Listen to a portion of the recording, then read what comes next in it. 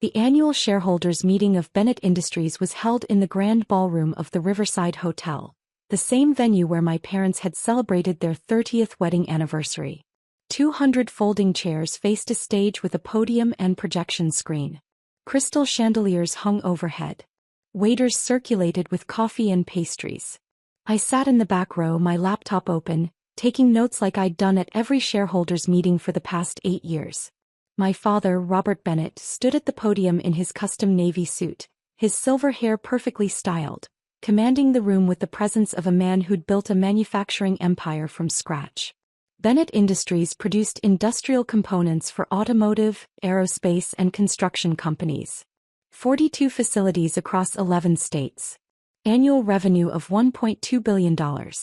As you can see from the quarterly report, my father was saying, we've exceeded projections in every sector. Our aerospace division alone has grown 23% year-over-year. Shareholders nodded approvingly. Most were silent partners, investment groups, and family friends who'd bought in during various funding rounds over the company's 35-year history. My mother, Patricia Bennett, sat in the front row next to my older brother David, who served as vice president of operations.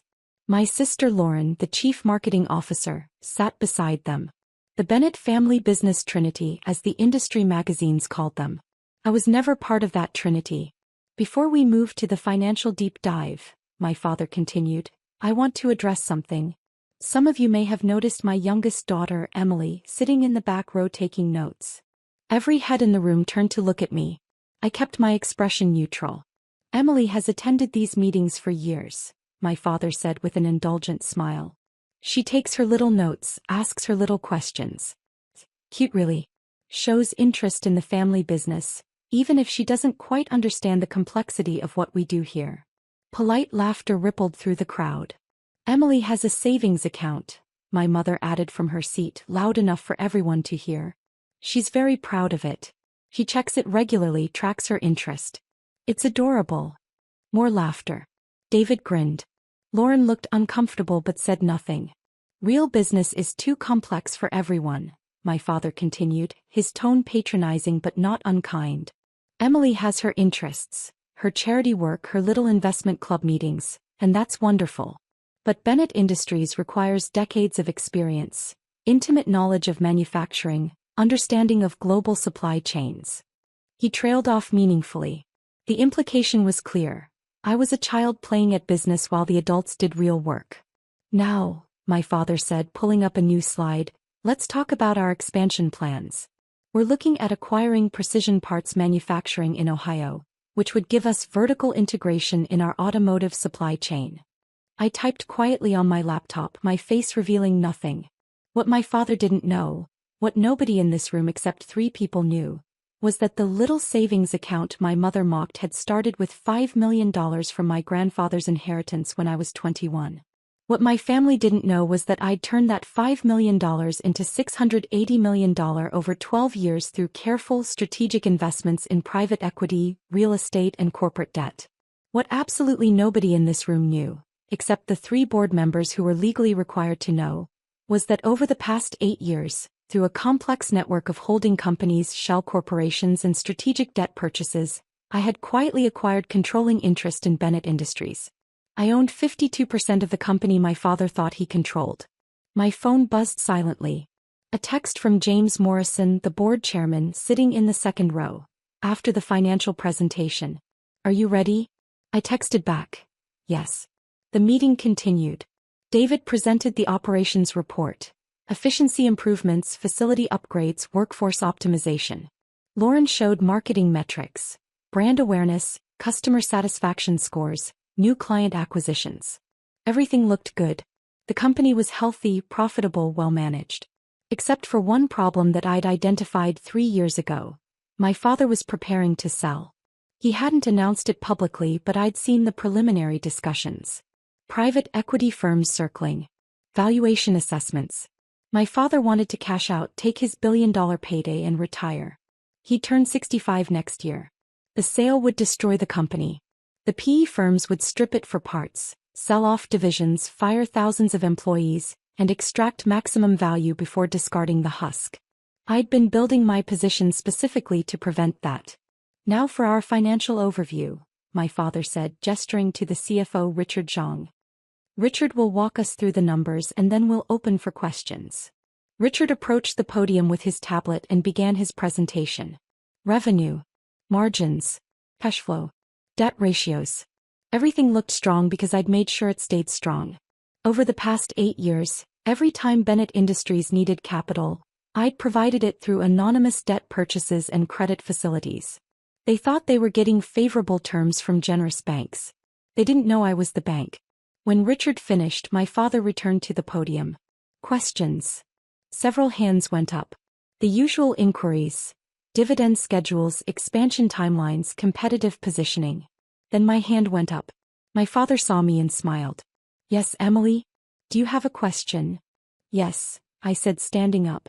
I'm wondering about the debt restructuring that happened in 2021.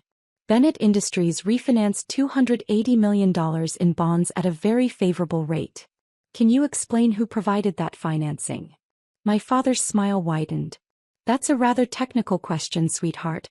The short answer is we worked with several institutional investors who recognized the value of our company. Richard can send you the details if you're curious, though I'm not sure you'll understand the bond documents. I understand bond documents, I said calmly. I'm asking specifically about the identity of the investors. Richard cleared his throat. The bond purchase was facilitated through a private placement with several investment groups. The lead investor was Meridian Capital Holdings. And who controls Meridian Capital Holdings? I asked. That information is confidential, Richard said, glancing at my father. I see, I said. And the $180 million credit facility established in 2022 through Sterling Financial Group. Who controls that entity? My father's smile was becoming strained. Emily, these are rather aggressive questions. If you have concerns about the company's financial structure, we can discuss it privately. I don't have concerns, I said. I'm simply trying to understand the ownership structure of Bennett Industries. The ownership structure is clear, my father said firmly. The Bennett family holds 31% of shares. Various institutional investors hold the remainder. It's all documented in our filings. And private debt? I asked. The bonds, credit facilities, and other obligations that give creditors significant influence over company decisions? The room had gone quiet. Other shareholders were looking at me with confusion and irritation. Who was this young woman challenging Robert Bennett? My father's jaw tightened. Emily, I think that's enough. These meetings are for serious business discussions, not for you to show off whatever you learned in your investment club. I'm a shareholder, I said. I have the right to ask questions. You own 40 shares, David said, turning around in his seat. 40 shares that Dad gave you as a birthday present when you turned 25. That's 0.002% of the company. You're not exactly a major stakeholder. Those 40 shares give me the right to attend this meeting and ask questions, I replied. My mother stood up. Emily, you're embarrassing yourself. This isn't your little savings account. This is a billion-dollar company with real stakeholders who don't appreciate having their time wasted. Then let's not waste time, I said. I moved to add an item to today's agenda. I'd like to discuss the possibility of a sale or acquisition of Bennett Industries. The room erupted. Shareholders turned to each other, murmuring. My father's face went red. That's not on the agenda, he said sharply. I'm making a motion as a shareholder, I said. According to the corporate bylaws, any shareholder can propose agenda items if seconded by another shareholder. I second the motion, a voice said from the second row. James Morrison stood up. The board chairman, a man my father had worked with for 20 years. My father stared at him. James, what are you doing? Following proper procedure, James said calmly. The motion has been seconded. We should discuss it. This is ridiculous, David said. Emily doesn't know anything about M&A discussions. Actually, James said, I think Emily knows quite a bit. Emily, would you like to explain your concerns? Every eye in the room turned to me. I could see my father's confusion turning to anger. My mother looked mortified. Lauren had her phone out, probably texting someone about what was happening. I walked down the aisle toward the stage, my laptop under my arm. Over the past 6 months, I said, Bennett Industries has been in preliminary discussions with 3 private equity firms about a potential sale.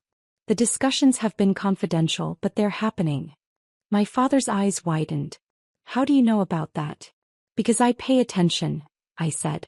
And because a sale would be catastrophic for this company. PE firms don't buy manufacturing companies to preserve them. They buy them to strip them. That's a gross oversimplification, my father said. Is it?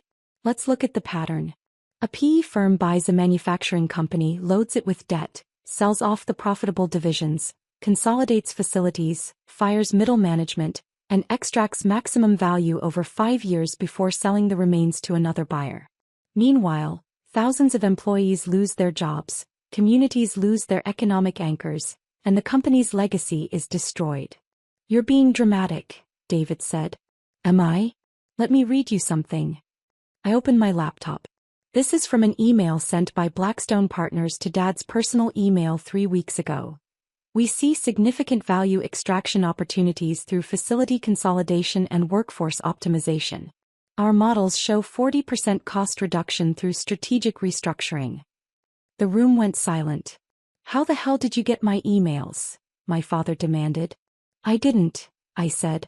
But Blackstone Partners CC'd several people on that email, including some who thought the company's employees deserved to know what was being planned. That was a lie. I'd actually gotten the email through a contact at one of the law firms involved in the discussions. But the effect was the same. You had no right, my father started. Shareholders have every right to know when the company is being sold, I interrupted. Especially when that sale will destroy the company. Nobody's destroying anything, my father said. I've spent 35 years building Bennett Industries. I'm exploring options for succession planning. I'm 64 years old, Emily. I won't run this company forever. Then let David run it, I said.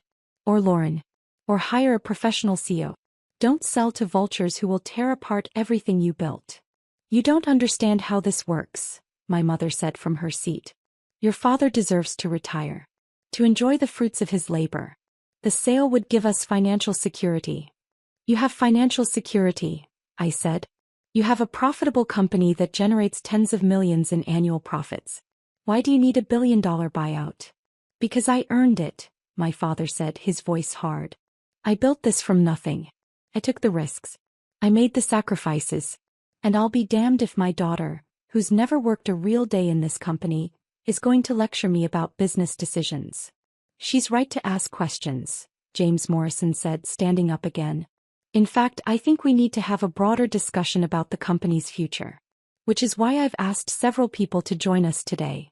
The ballroom's side door opened. 3 people walked in.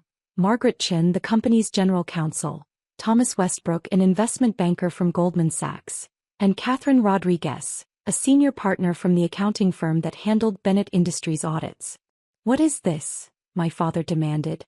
This, James said, is a special session of the board of directors, convened under emergency provisions of the corporate bylaws. We're here to discuss a significant change in the company's ownership structure. What change? David asked, standing up now too. Dad owns 31% of the company. The family controls the board. What are you talking about? James looked at me. Emily, would you like to explain? Or should I? Everyone was staring at me now. My father's face had gone from red to pale. My mother looked confused. Lauren had put down her phone. I'll explain, I said. I connected my laptop to the projection system. A spreadsheet appeared on the screen behind me. This is Bennett Industries' complete ownership structure, I said. As you can see, the Bennett family holds 31% of equity shares. Various institutional investors hold another 39%. That's the public structure that everyone knows about. I clicked to the next slide. But Bennett Industries also has $460 million in outstanding debt. Corporate bonds, credit facilities, and private loans. These debt obligations give the creditors significant control over company decisions. In many cases, more control than equity shareholders. Another slide. The largest creditor is Meridian Capital Holdings, which holds $280 million in bonds. The second largest is Sterling Financial Group, which provides a $180 million credit facility. Together, these two entities control 75% of Bennett Industries' debt. I paused and looked at my father. And both entities are wholly owned subsidiaries of Thornton Investment Group. Silence. Complete absolute silence. Who the hell is Thornton Investment Group? David finally asked. I clicked to the next slide. It showed my face next to the corporate logo. I said. Thornton is my mother's maiden name. I established Thornton Investment Group 9 years ago. Over the past 8 years, I've systematically acquired debt positions in Bennett Industries. My father was staring at the screen like it showed his own death certificate. You're saying? He started then stopped. I'm saying that I hold $460 million in Bennett Industries debt, I said. Which, combined with my equity position and convertible instruments, gives me effective control of 52% of the company. That's impossible, my mother whispered. It's not only possible, it's documented, Margaret Chin said, standing up. I've reviewed all the paperwork. Emily's ownership structure is completely legal and has been properly disclosed to the board as required by law.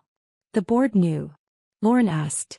3 board members knew, James Morrison confirmed. Myself, Margaret, and Richard Zhang. We've been legally required to know because Emily's debt position crossed the threshold for required disclosure 18 months ago. My father turned to Richard Zhang, who looked uncomfortable but nodded confirmation. Why didn't you tell me? My father demanded. Because Emily asked us not to, James said. And legally we didn't have to. The disclosure requirements are to the board, not to all shareholders. I'm the CEO, my father shouted. And Emily is the majority owner, James replied. Which means technically you work for her. The room erupted again. Shareholders shouting questions. David arguing with James. My mother sitting frozen in her chair. I waited for the chaos to settle. I didn't reveal this position because I had no reason to, I finally said. The company was well managed. Profitable. Growing. I was happy to remain a silent partner. Then why reveal it now? Lauren asked. Because Dad is planning to sell to a private equity firm that will destroy everything he built, I said. And I'm not going to let that happen. My father walked slowly down from the stage, stopping a few feet from me. Up close I could see how shocked he was. How confused. How? He asked quietly. Where did you get $460 million? Grandfather left me $5 million when I was 21, I said. He told me to put it in a savings account. To be responsible with it. To not waste it on foolish investments. So you used it to buy debt in my company? I used it to build an investment portfolio, I said. I invested in private equity, real estate, venture capital. I was very, very good at it. Over 12 years, I turned $5 million into $680 million. My mother made a small sound. And you used that money to buy control of Bennett Industries? My father asked. I used that money to protect Bennett Industries, I corrected. Every time the company needed financing, I provided it. Favorable terms. Low interest rates. Flexible covenants. I helped fund the expansion into aerospace. I backed the facility upgrades. I supported the R&D investments. You've been subsidizing us? David asked. I've been investing in you, I said. Because this company is worth protecting. Because it employs 8,400 people. Because it's a real business that makes real things that matter. And now you're going to stop the sale, my father said flatly. Yes. Even though I want to sell. Even though I've earned the right to retire and cash out. You can retire, I said. David can be CEO. Or we can hire someone. But we're not selling to private equity. My father stared at me for a long moment. Then he turned to James Morrison. Is this legal? Can she actually do this? It's completely legal, James confirmed. Emily holds the majority position. She has the right to block any sale. In fact, given her debt position, she has veto power over virtually any major corporate decision. So I've been working for my daughter for the past 8 years without knowing it, my father said. You've been working with your daughter, I corrected. I never interfered with your management. I never questioned your decisions. I supported every initiative you proposed. While secretly buying up my company. While protecting your company, I said. Dad, you built something incredible. Something that matters. And I wasn't going to let it be destroyed just so you could have a bigger retirement account. This is insane, David said. You're 29 years old. You've never run a manufacturing facility. You've never managed a supply chain. What makes you think you can control this company? I'm not going to run it, I said. You are. Or Lauren. Or whoever is the best person for the job. I'm a passive investor, David. I just want to make sure the company survives. Thomas Westbrook from Goldman Sachs spoke up. If I may, I've reviewed Emily's investment track record. Her returns are exceptional. If she'd been managing Bennett Industries' investment portfolio, the company would be worth substantially more than it is now. Nobody asked you, my mother snapped. Actually, I did, James Morrison said. I asked Thomas to review Emily's credentials when she first disclosed her position to the board. I wanted to make sure she wasn't a corporate raider or some kind of threat. What I found was that she's one of the most successful private investors in the state. Her portfolio outperforms most hedge funds. And you never told us, my father said. Because she asked me not to, James replied. And frankly, Robert, would you have listened? You just mocked her savings account in front of 200 people. You told this room that she doesn't understand complex business. Would you have taken her seriously if we'd told you? My father didn't answer. I have a proposal, I said into the silence. Dad, you can retire. Take your equity stake, 31% of $1 billion company, and enjoy your retirement. That's over $300 million. You've earned it. But no sale to private equity, he said. No sale to private equity, I confirmed. David becomes CEO. Lauren stays as CMO. We hire a new CFO since Richard is ready to retire. The company continues operating as it always has, but with better capital structure and no vultures circling. And you? My father asked. What do you get? I get to know that grandfather's legacy is protected, I said. That the company he started and you built continues to exist. That 8,400 people keep their jobs. That manufacturing stays in America instead of being gutted and shipped overseas. Catherine Rodriguez from the accounting firm spoke up.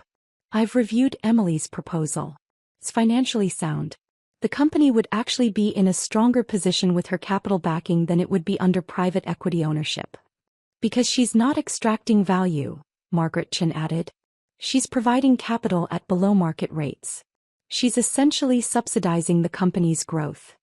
My father looked around the room, at the shareholders watching this unfold, at the board members who'd known this secret, at his children processing this revelation. You really turned $5 million into $680 million? He asked me. Yes. In 12 years. Yes. How? By paying attention, I said. By learning. By taking your advice, actually. You always said to invest in things you understand. I understood manufacturing. I understood industrial supply chains. So I invested in companies like Bennett Industries. And I was careful. Conservative. Strategic. You could have told us, my mother said, her voice breaking. You let us think. We thought you were unemployed. I offered. Living off that little savings account? I know what you thought, Mom. Everyone made it very clear. Why didn't you correct us? Lauren asked. Would you have believed me? I asked. Or would you have accused me of lying? Of exaggerating? Of trying to compete with David and his real job? Lauren looked away.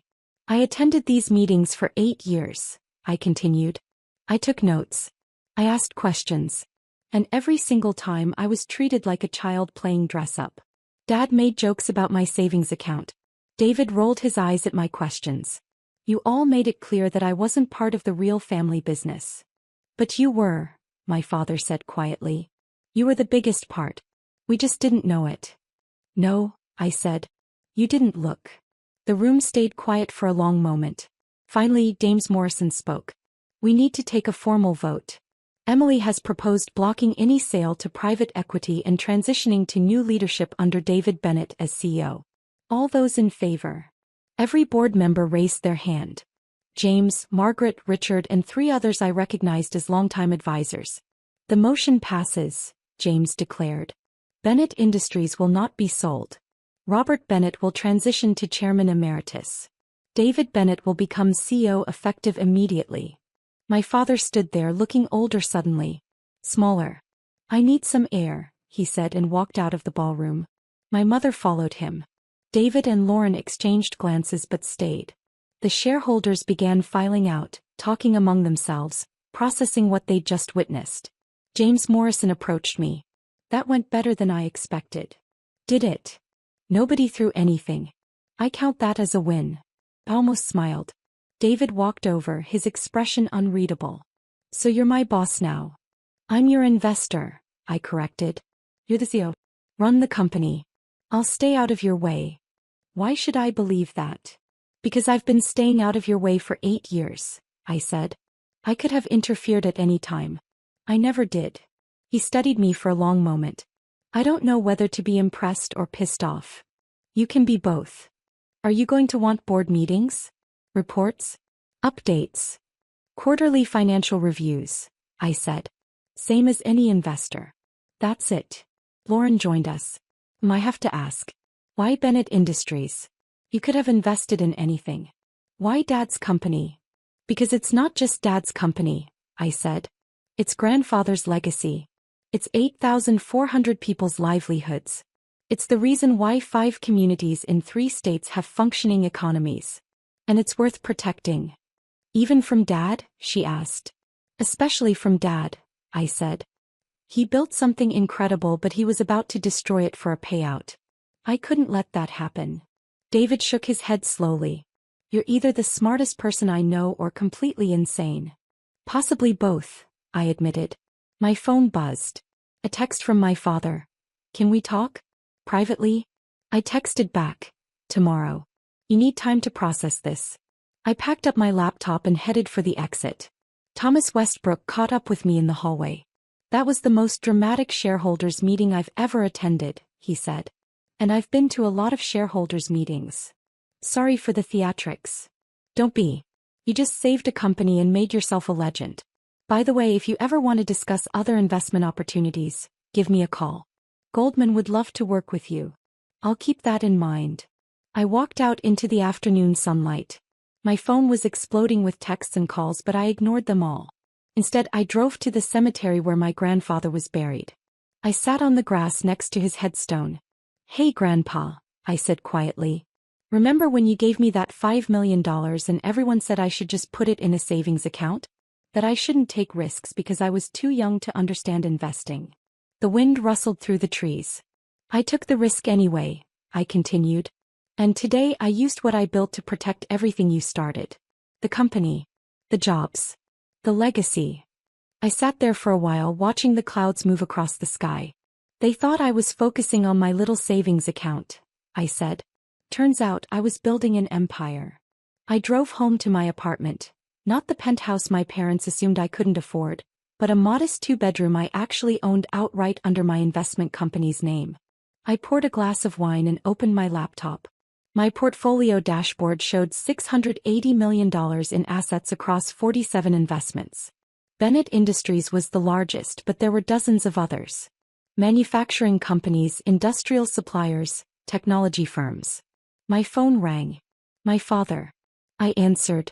I've been thinking, he said without preamble. About what you said. About me not looking. Dad.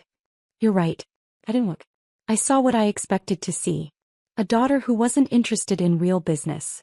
Who didn't have the drive or the ambition or the understanding. It's okay.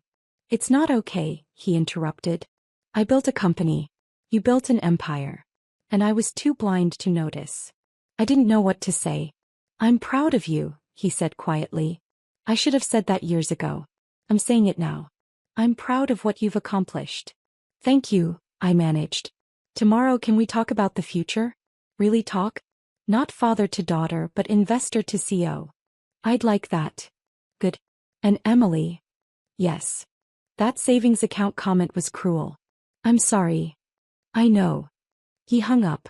I sat there holding my phone watching the sun set over the city. They'd told me to focus on my little savings account. They'd said real business was too complex. They'd mocked my notes and dismissed my questions. And while they weren't looking, I'd become the thing they never saw coming. Their owner. Their investor. Their foundation. Tomorrow we'd start building something new. But tonight I'd earned the right to smile. Because sometimes, the quietest person in the room is the most powerful. And sometimes, a savings account grows into something nobody expected. Mine just happened to grow into $680 million and control of a billion-dollar empire. Not bad for someone who didn't understand complex business. Not bad at all.